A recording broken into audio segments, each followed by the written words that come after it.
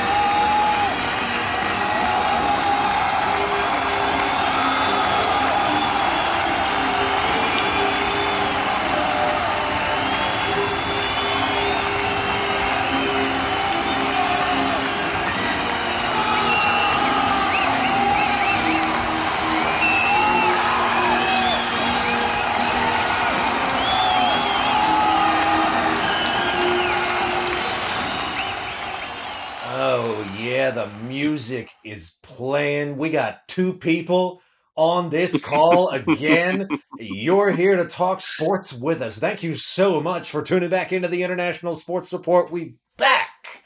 It is business as usual at long last to start the month of September here on ISN. We missed you.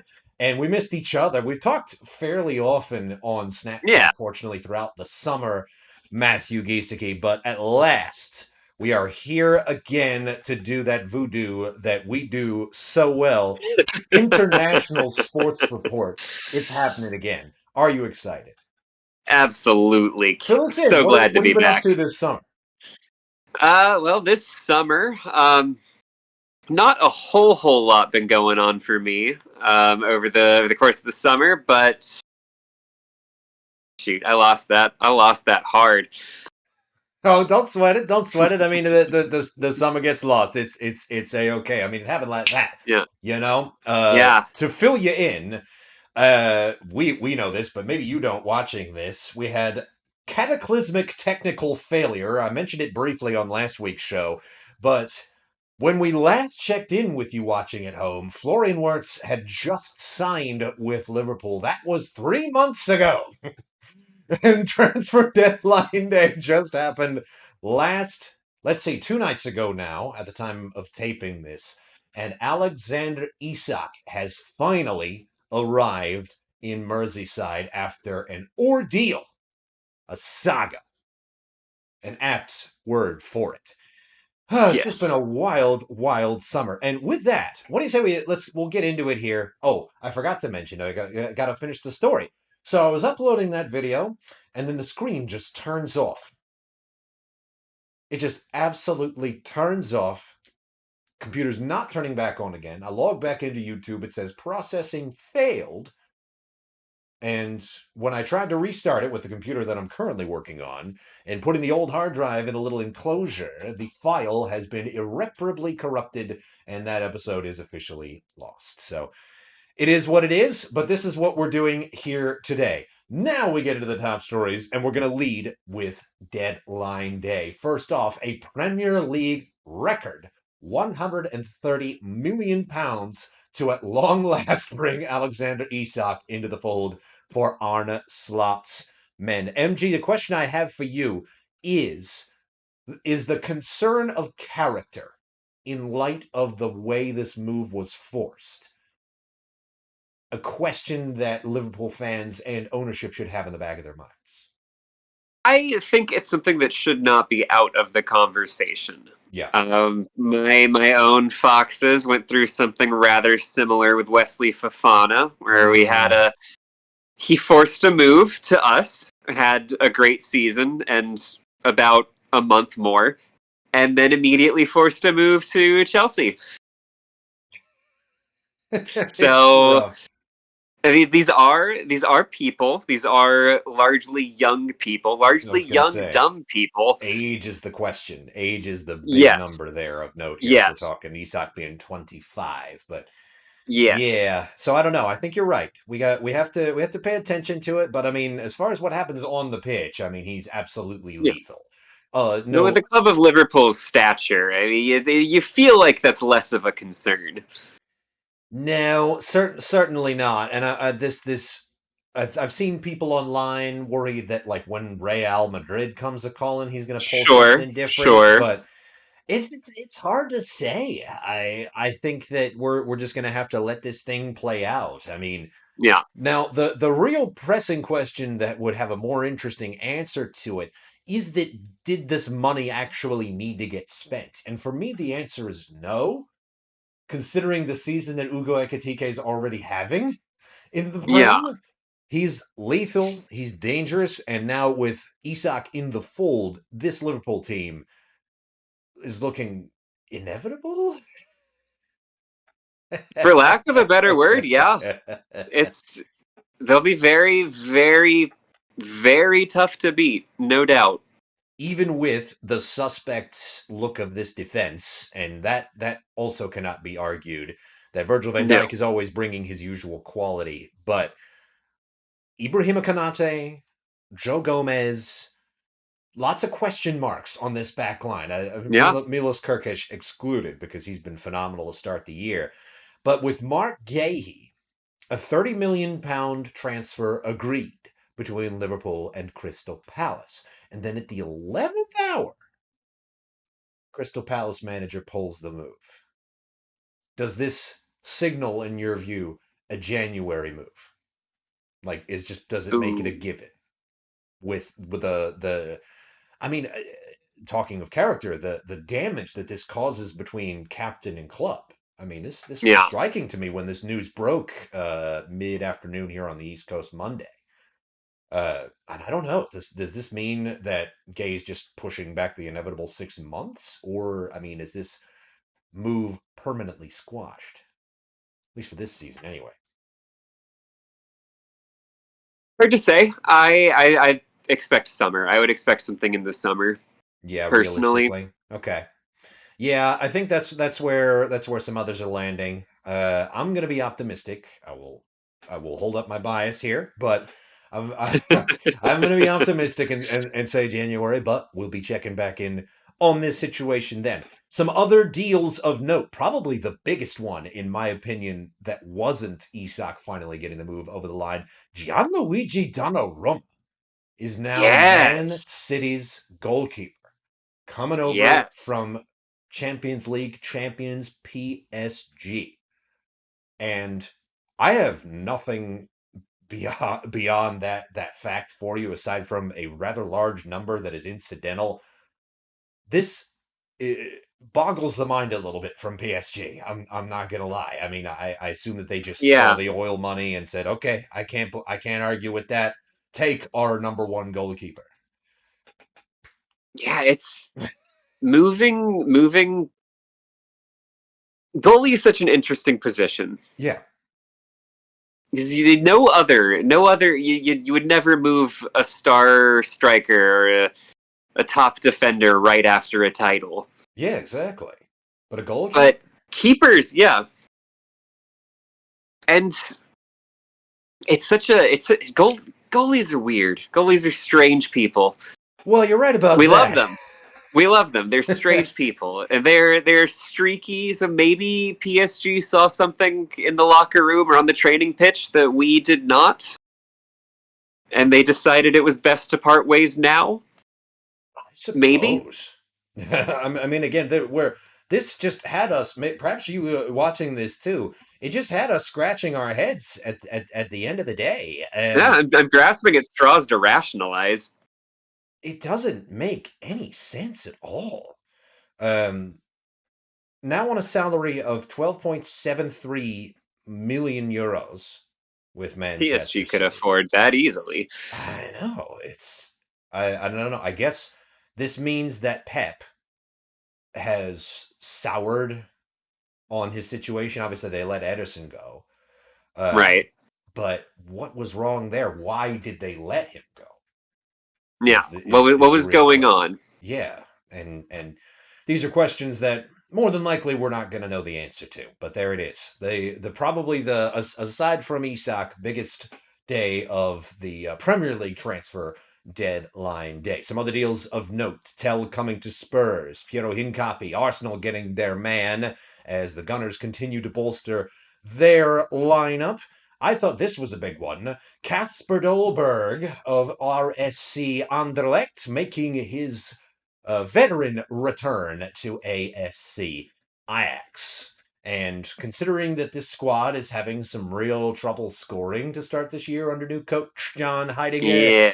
this is a good move by the Ajax front office, and if Twitter is to be believed, a big crowd pleaser. This gets me quite excited. He's quick. He's really, really sharp in front of goal and has just some really good attacking instincts. This is a good signal of intent rather, from Yeah. this Ajax team that does not want to repeat that choke from last year. Saw Nico Yes. Gonzalez making the move from Juventus over to Atletico Madrid. Adrian Rabois, this was interesting after headed down south to Marseille after his time in both Italy and in PSG. This is a guy who was in the conversation for making a Premier League move for a little while there, as recently as last season. Mo going from Marseille to a struggling AC Milan side that I guess in losing Tiani Reinders to Manchester City needed to make a like for like replacement. I mentioned Dolberg coming to Ajax. I thought, in terms of the Premier League, this is a team that you know well because Leicester has played them a good bit, both in the Championship and in the Prem, of course. Sunderland AFC making a move for a trio of Eredivisie stars. Number one, Brian Brobby, striker from Ajax. Number two, Yeah.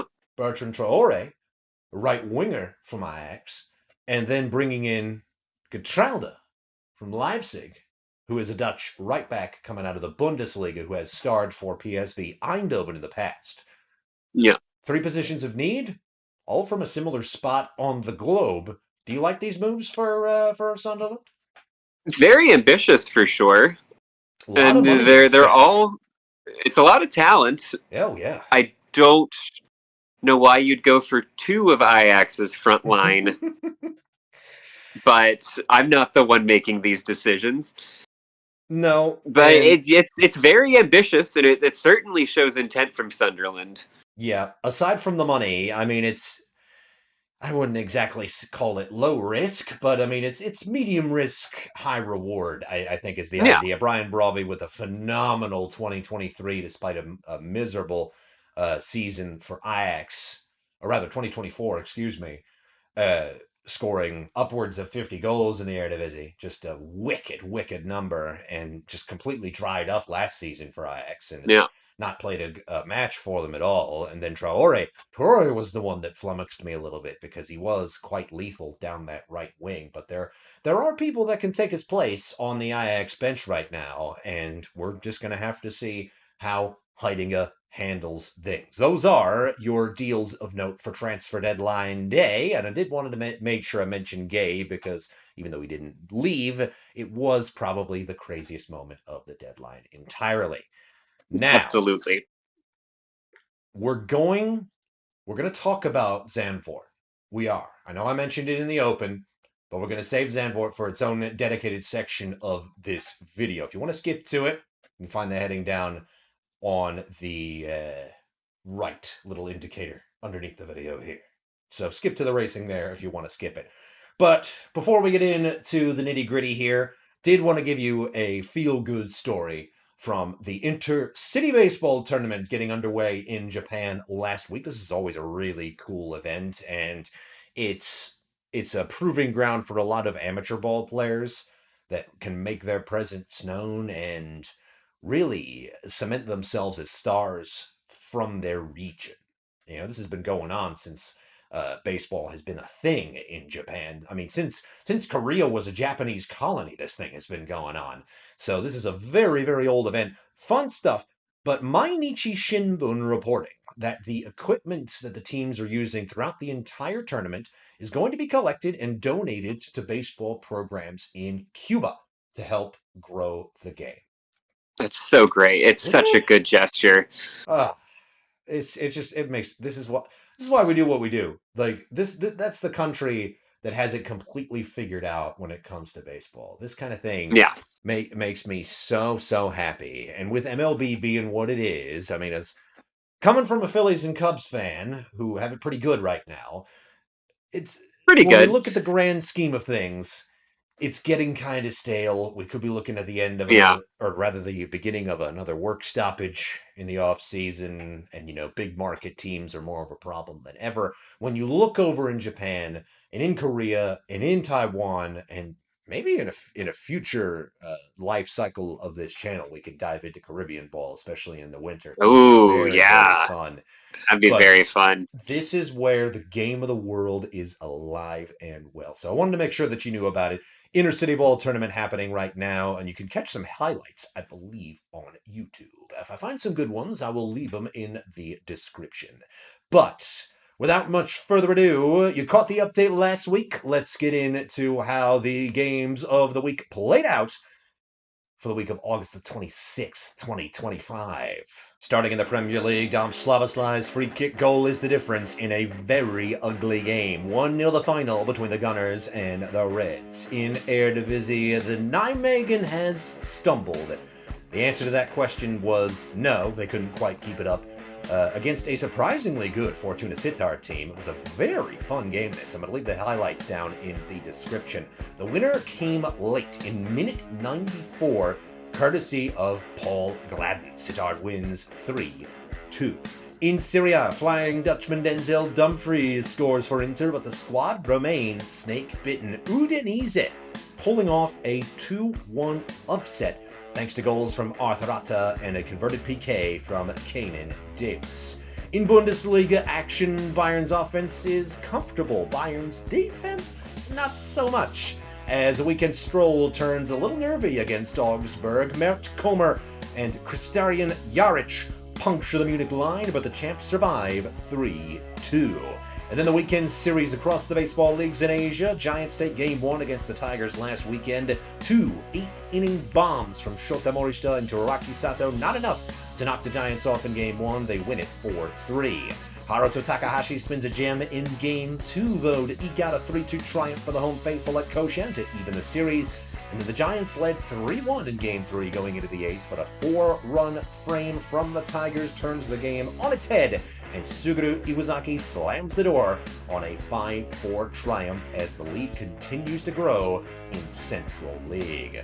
In KBO, tough weekend for Hanwha as the Samsung Lions climb the table with a gargantuan 3-0 sweep of the Eagles. All 5 runs against Hwangjeonso in the first 3 innings of Game 1.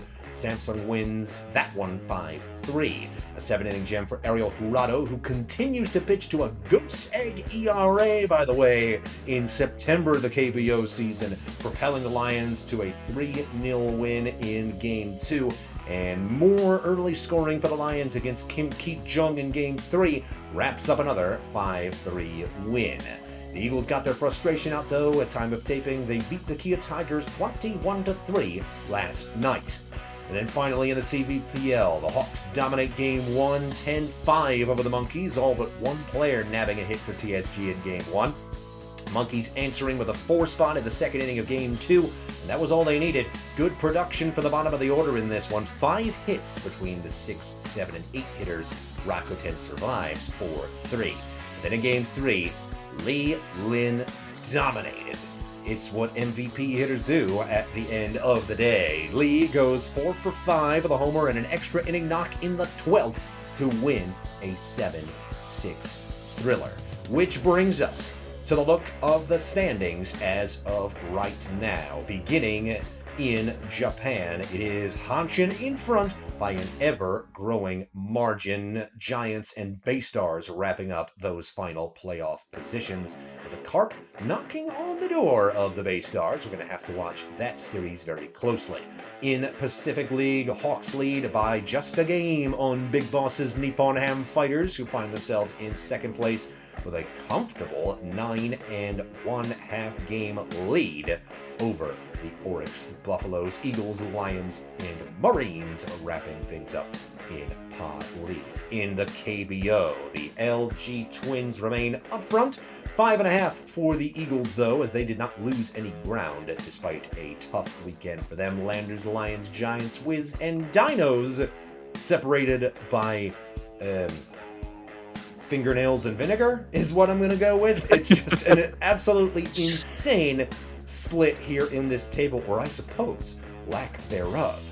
CBPL standings, brothers in front here as the second half roars on. 4 games back, though, the TSG Hawks. Looks like mine and MG's predictions of the Hawks making noise this season starting to come true, but they are going to have to find a way to win the second half if they want to make it into the postseason. Dragons, Monkeys, Lions, and Guardians wrapping up that set of tables there.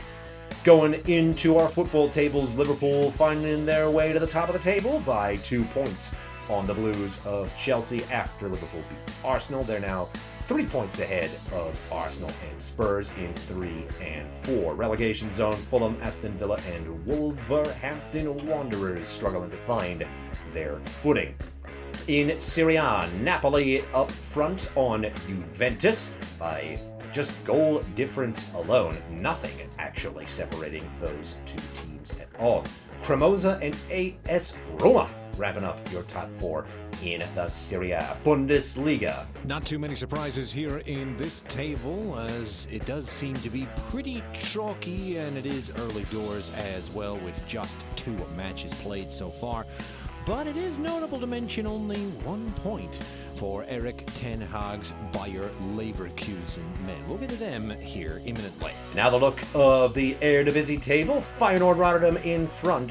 3 wins from 3 for the Rotterdam side.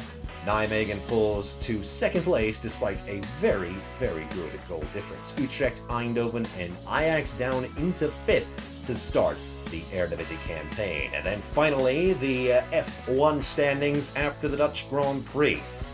Oscar Piastri now a magnificently large lead over his teammate Lando Norris. If you missed it, we're going to talk about why here very shortly. Max Verstappen in 3rd, George Russell in 4th, Charles Leclerc rounding out your top 5 in 5th on the table. Which brings us to the games of the week coming your way here in the first week of September. Beginning at MPB, it is Hawks against Eagles in Pacific League, with the Hawks looking to keep their lead where it is. Kensuke Kondo will need to do some heavy lifting against a solid Eagles pitching staff. KBO, give me Giants and Landers in the weekend series. Mid-table has absolutely nothing separating these squads. Someone's got to do something to stir the apple cart. And then great pitching going up against a phenomenal hitting team. This makes this the premier matchup in Korea. CBPL, Monkeys with an opportunity to take care of business against those garbage Guardians Friday and Saturday. Should be a layup after an exciting series win with the Hawks. And then in the football world, Saturday at 10, a trio of Dutchmen taking the field for Sunderland and a scrappy Fulham squad matching up with one another. Can the men of the North announce their Prem presence? In the Netherlands, Saturday at 10:30, John Heidegger's Ajax men under the microscope against Pek Zwolle. Casper Dolberg looking to take his place up front and try and solve this squad's attacking issues. In Italy, Saturday at 12, it is Juve and Inter, a really good marquee matchup early in the season. Can the Bianconeri end Inter's season early with a very powerful result? With how snake-bitten they are, I do believe that is a possibility. And then finally in the Bundesliga, Friday at 2:30, Leverkusen and Frankfurt. Cool matchup for Erik ten Hag and his men, taking on an interesting-looking Frankfurt side for you to throw on at work. Again, that one Friday at 2:30. Okay. It is time to talk racing. Holy moly, Matthew. What a Dutch Grand Prix that was.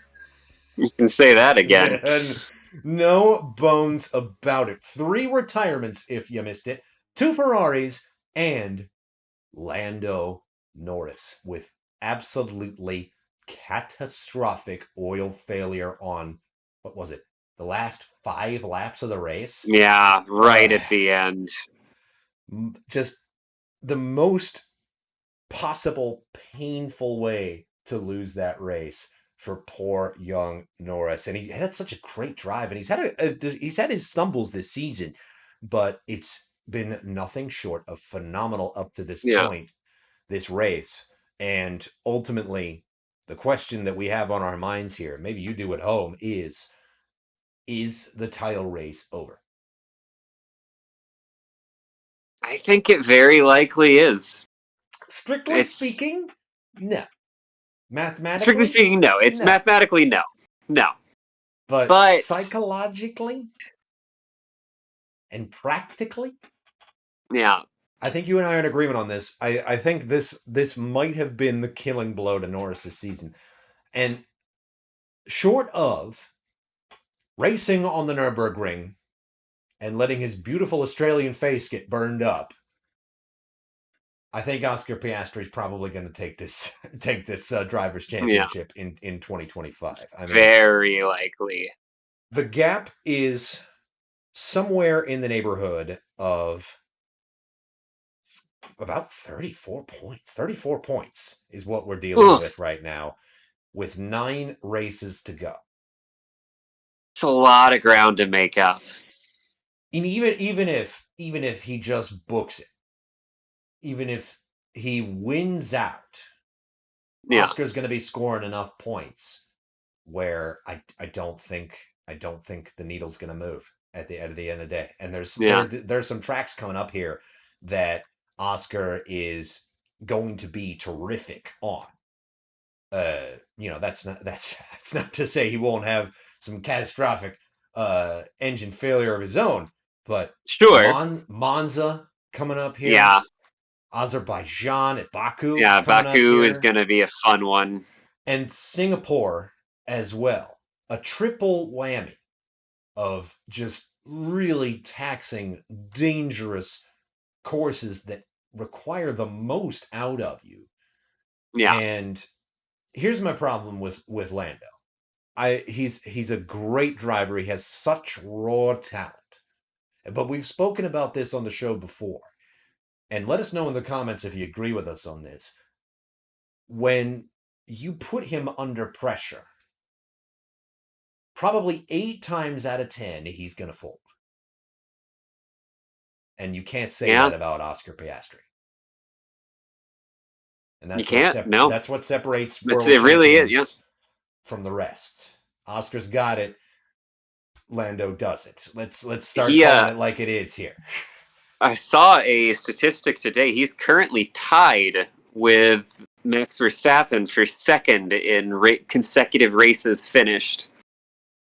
At I think he's at like 65, and the record is 68. I want to say. Yeah, just wow. I mean that's a great stat, by the way, and immensely demonstrative for looking at the kind of driver that is currently at the top of the Drivers' Championship table. And so for us here at ISN, we think the Formula One title race is just about done. That's not to say don't keep watching the season. Anything can happen. Anything can happen. Great segue. Hadjar got a podium. I was going to say, great segue. The youngest podium finisher in heaven knows how long, Isaac Hadjar, just doing what he needed to do, and on the B squad, found himself on the podium with the B team car, which apparently is amazing. I see nothing but evidence that they're not racing the Visa Cash App Team RB or whatever it is. Yeah, guys, come up with a better name for next season. Seriously. I mean, it's abundantly clear to me from all of the evidence this season that is a better car than the main Red Bull. How did this happen? Who did this? Who made Lawson this has call? done so much better with the Racing Bull car. Yeah, I mean, Liam was terrific, but I mean, obviously, Hadjar. I mean, he showed his Formula Two quality and his Formula Three quality, and I mean, Absolutely. you want to talk about people that have world championship chops. I mean, I think the future is very bright for that young Frenchman. I mean, Absolutely. he reminds me a little bit of Lando because he is so clinical, and what I want to see from him going forward is kind of that aggressiveness, that just kind of that brashness, as it were. I think Alex Jakes loves to use that word, and I think it's a good one. That Yeah. brashness that is required to win races. And I think he does have that. He just hasn't really been unleashed too many times um, to really show it off here. Monza, I think, is going to be very, very interesting in that respect because Yes. I want to see who gets unleashed after the craziness that was this race that has just happened. I mean, I would love to see a strong qualifying performance from the V-Carb guys. Yeah. Hadjar especially, see if he can get himself in that conversation in the same way that he was this weekend. I would say the smart money is no, but hey, I mean, Monza's always interesting, and as we said, literally anything can happen. Like Ferrari having the worst season in recent memory. You have a 7-time world champion, literally infinite money, a factory that has been around for multiple decades, and this is the car you built.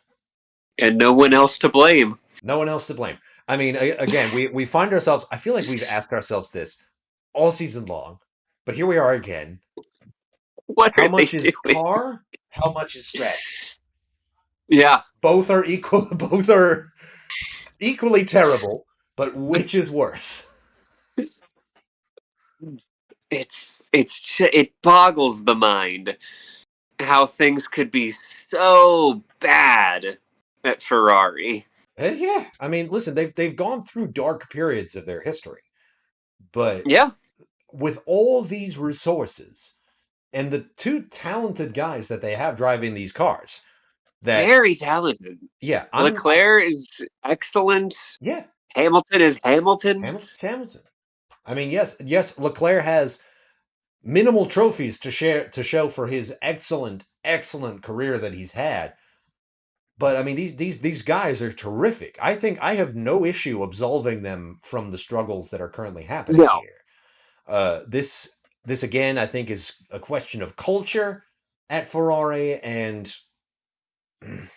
I don't know. I think strategy as well. I think Yeah. strategy is more culpable here than the car. I mean, there's plenty of squads throughout the grid that are already planning on 2026. Yes. I mean, Oh, I think everyone except for I was going to say everyone except for McLaren, but I mean, I would say they've been focusing on 26 since probably August or April. yeah, you may be right about that. So again, I say that because I don't think there's anything wrong with playing the long game when we have a new era on the Yeah. horizon next year. But guys, you're Ferrari.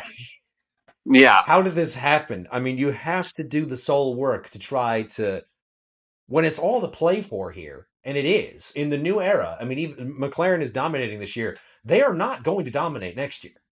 No. Maybe they will, but Maybe, but they're not not going to likely. dominate next year on paper Yeah. because everybody's going to be playing with the same thing, the same specifications at Yep. the end of the day. So I don't know. I think they're going to have to make some real changes. I think I think it starts with Vasseur. I think you have to get rid of him at the end of the year. I think his goodwill is done. I mean, I think your race engineers Yeah. have a lot to answer for. But again, we're just granting at Ferrari at this point. Let's go to Monza here. Looking ahead, we think. I mean, I think you'd be a fool to bet against Piastri on a course like this. Yes. So we're gonna get that out of the way right there. Driver of the day prediction. for Monza? Who do you think is going to have an absolute world-beating performance that day? Piastri aside, because he delivered. Piastri aside, of course. Yeah. I'm gonna throw. It worked for me in the past. I'm gonna throw my lot in once again with Kimi Antonelli. Wow. Okay. I mean, he had a shocker of He did. the Dutch Grand Prix. 18th place He did. after that crash with Leclerc that ended up knocking Charles out. But yeah, okay. I mean, any particular reason you think he's just got something to prove? I've liked what I've seen from him this year. He's going to want to redeem himself on Italian soil after what happened previously, and he's podiumed this season. I think he's got it in him again. Let's hope so. I mean, he is an Italian teenager at the end of the day. I mean, and the blood is built different. Yeah, and I really like that Mercedes at Monza. Yeah, I don't know. I think you and I might be on the same lines here. I think this is going to be a real banner day for George Russell. I think he probably finds a way to absolutely get him on the podium. I think there's not a way that he doesn't find a way there. The question is going to be Saturday, because you know we've seen plenty of races where that's the case, but Monza's not normally a win on Saturday kind of race, as you know. But I think if George finds a way to have a good, solid Q3 performance that's going to get his mojo back a little bit, he's going to be really dangerous. But we'll have to see. I think we'll go ahead and lock it in here for a team of the day prediction. I think you and I are thinking along the same lines. Let's stick it with Mercedes. Make my wife happy a little bit with that one. Final question here with regard to the racing before we get into the fun topic here to close the show. I've been pondering on this, and I want to know if I'm completely crazy. Is Max Verstappen likable now? I have found myself really kind of loving how much he calls out the stewards and the BS that there is just kind of intrinsically in this sport. You know, he's adorable with kids. He's great with the home fans. And then there's obviously just the Verstappenness of him, that he is phenomenal. He's the king of the brash. He's really, really, really, really, really good at what he does. And I thought about Senna, and I think people said the same thing about him in his prime. And I'm sitting here telling myself to check my bias. Maybe I like Max Verstappen now. Am I crazy? There's a lot about his personality that is very charming. Yeah. And as a viewer, his comms are outstanding. Oh, they're hysterically so funny. He's just so funny. I think he's just incredibly Dutch. Maybe that's why. I'm a well-documented lover of that country. Was almost born there. They're wonderful people. A lot of family from there. Yeah, but still, I think he's. I don't know. I mean, do you share the same sentiment yet, or no? I'm enjoying him. I'm enjoying his antics this season. You know, barring the intentional collision with Russell and things of that nature. Well, there's that. But listen, George is a pretty boy. You got to wake him up a little bit. But anyway, so that was the question. Let's close it up here. We had a fun. We've been putting this off all summer long. I've been looking forward to doing this with you.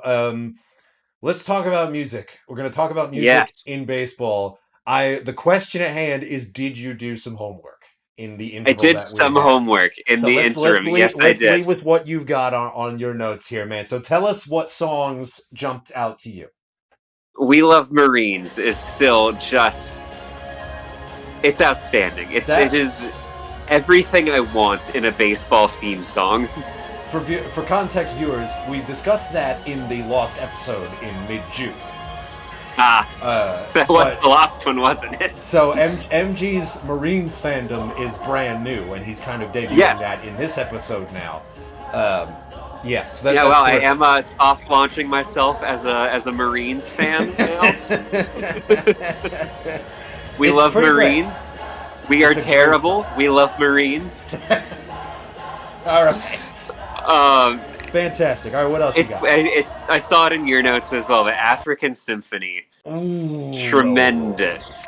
And we're playing it here. That's the music you're hearing as we're talking about it. It's these this brings up an interesting point that these songs they come from all sorts of culture.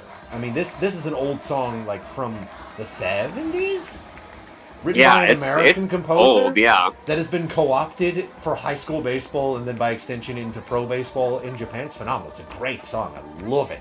and Love it. the percussion with the brass instruments using the percussive on the mouthpiece. Yeah. It's Brilliant. genius, right? It's Genius, absolutely. Roko Orishi, you also had. It's up there with. It might be my favorite fight song, team-specific fight song, Right. in pro baseball. I have one more that's absolutely terrific.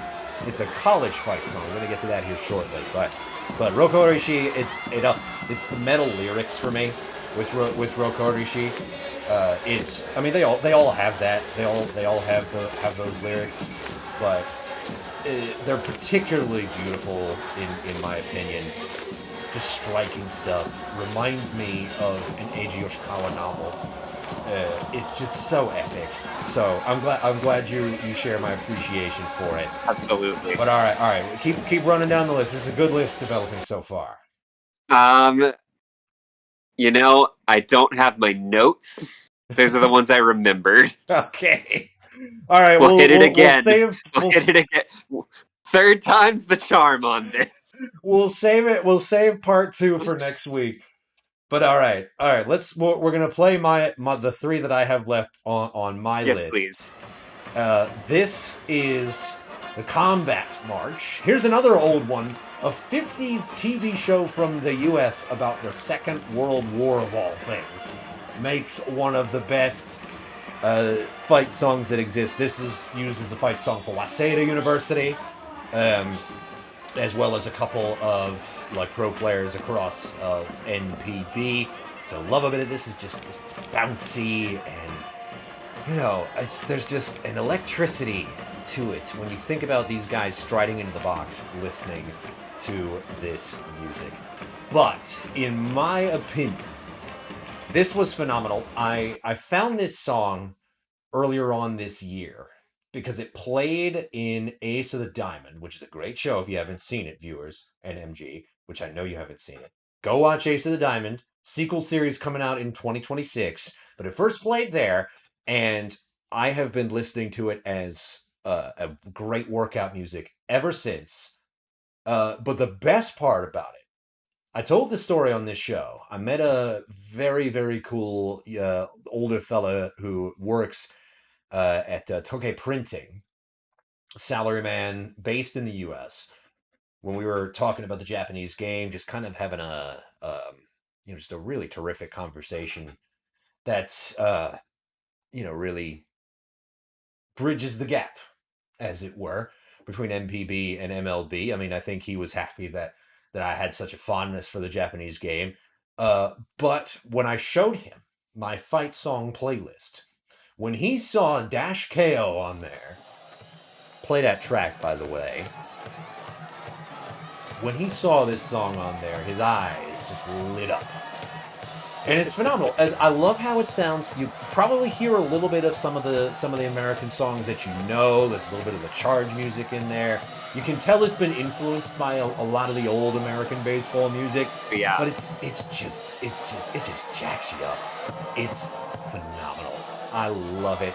And I mentioned him because he was a KO alumnus, a KO University alumnus, who spent his younger days getting really pumped up sitting in the stands listening to that song. And I think he even told me he was on the dance team at one point, dancing to this music. And I'll leave a video of the KO dance team dancing to this, but that for my money is the top of the top. And we'll hear the rest of MG's music list, his playlist, to get himself jacked up next week, where you can also look forward to, at long last, our history lesson on Ayrton Senna.